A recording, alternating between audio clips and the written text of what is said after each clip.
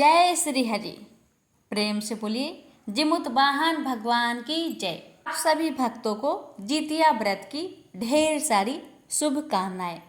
जिमुत वाहन भगवान आप सभी की मनोकामना को पूर्ण करे।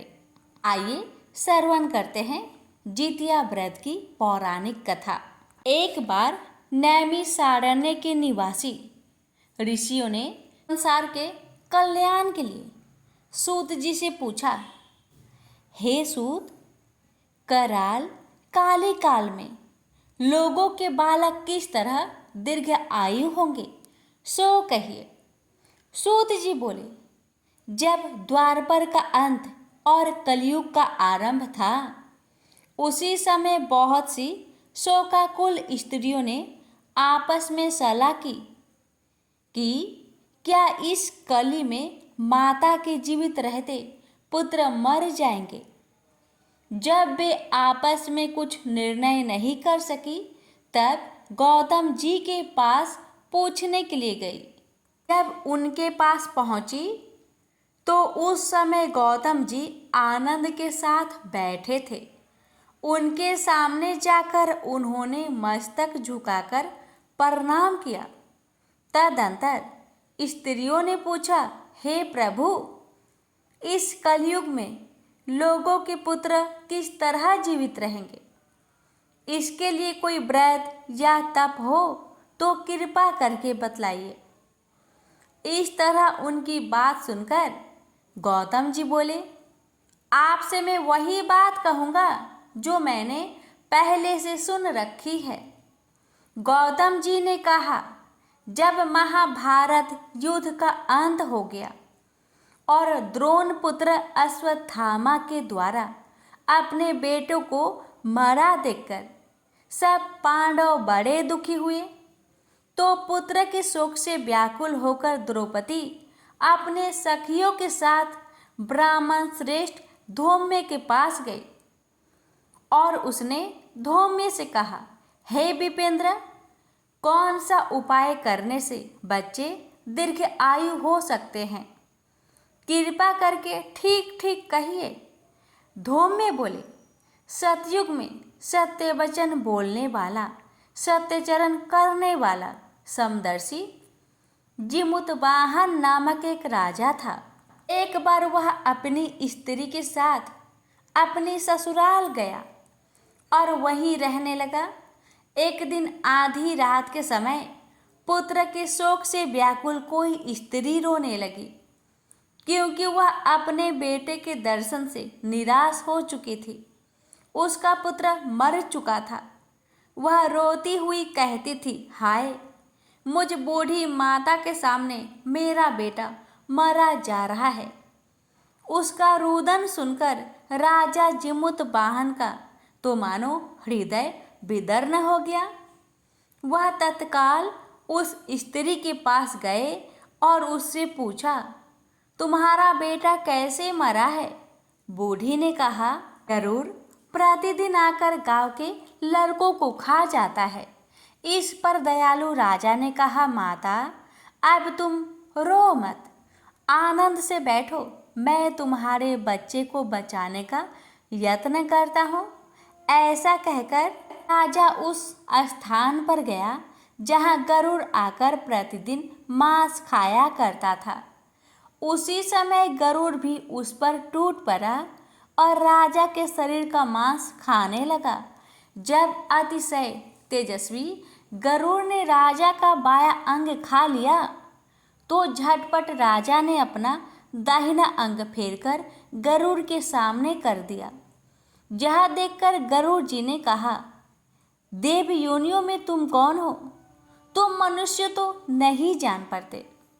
अच्छा, अपना नाम, जन्म और कुल बताओ। पीड़ा से व्याकुल मन वाले राजा ने कहा, हे पक्षीराज, इस तरह के प्रश्न करना व्यर्थ है। तुम अपनी इच्छा भर मेरा मांस खाओ। यह सुनकर गरुड़ रुक गए और बड़े आदर से राजा के जन्म और कुल की बात पूछने लगे। राजा ने कहा, मेरी माता का नाम सभ्या और मेरे पिता का नाम शालिवाहन है। सूर्य वंश में मेरा जन्म हुआ है। और जिमुतवाहन मेरा नाम है।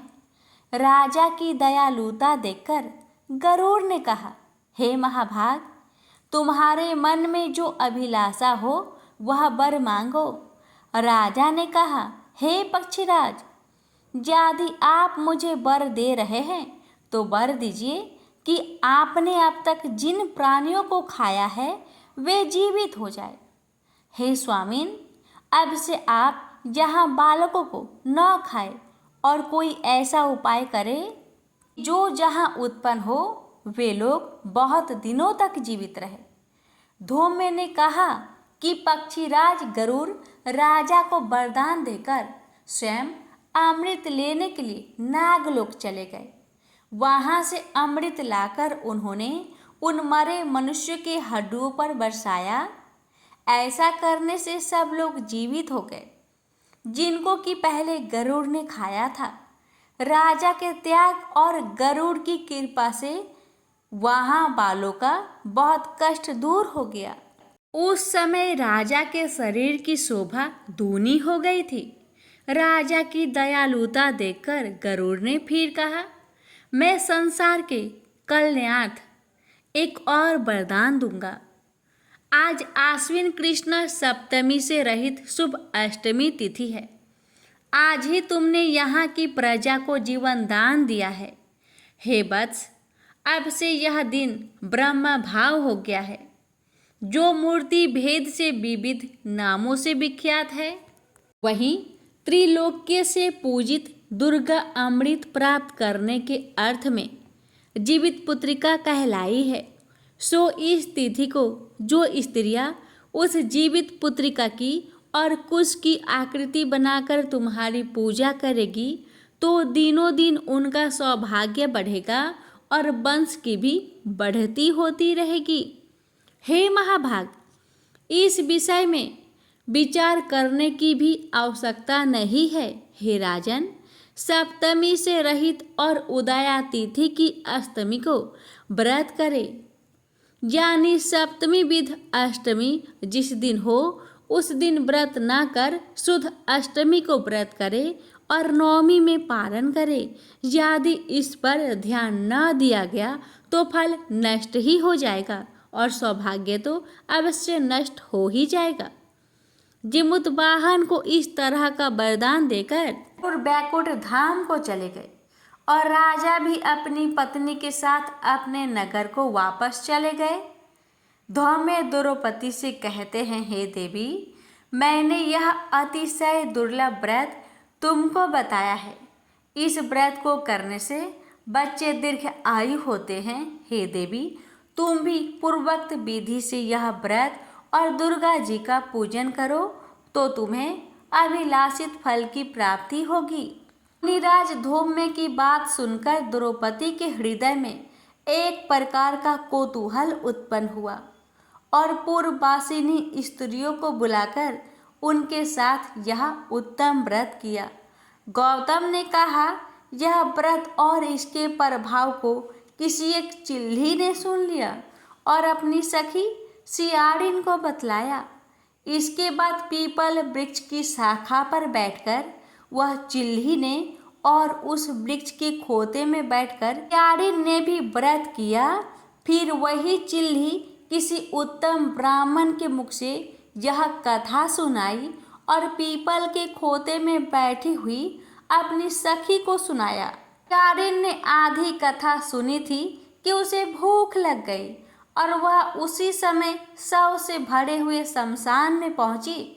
वहां उसने इच्छा भर मांस का भोजन किया और चिल्ही बिना कुछ खाए पिए रह गई और सवेरा हो गया।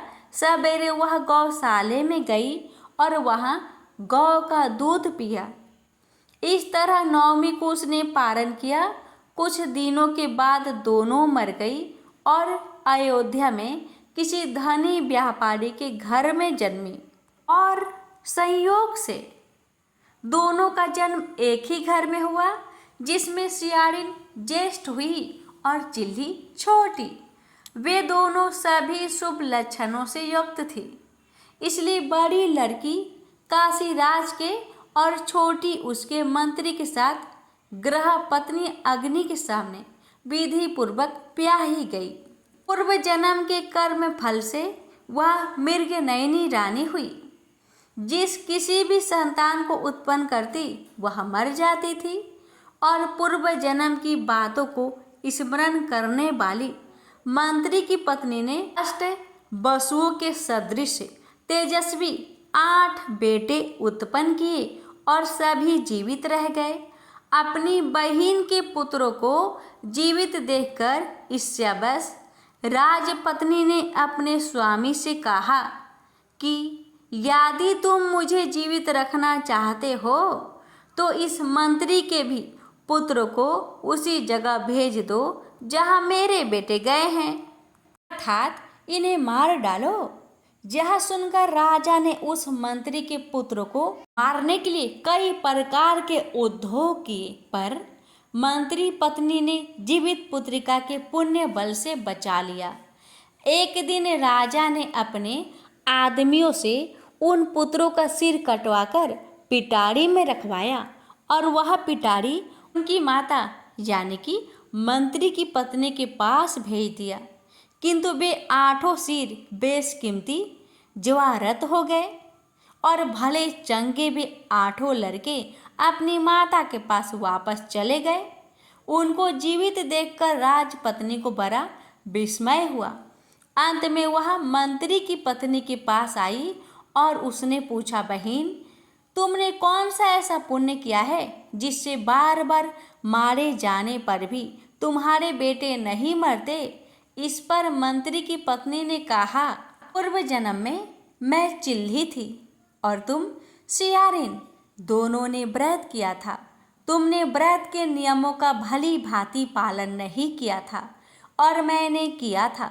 इसी दोष से हे बहन, तुम्हारे बेटे नहीं जीते। ओ राजरानी, अब भी तुम उस जीवित पुत्रिका व्रत को करो तो तुम्हारे बेटे दीर्घायु होंगे। मैं तुमसे सच सच कह रही हूँ। उसके कथा अनुसार रानी ने व्रत किया, तभी से उसके कई बेटे सुंदर और दीर्घायु होकर बड़े बड़े राजा हुए। सूत जी कहते हैं कि सब प्रकार का आनंद देने वाला मैंने यह दिव्य व्रत बतलाया। स्त्रियां चिरंजीवी संतान चाहती हो तो विधि पूर्वक यह व्रत करे। प्रेम से बोलिए जिमुत वाहन भगवान की जय, विष्णु भगवान की जय।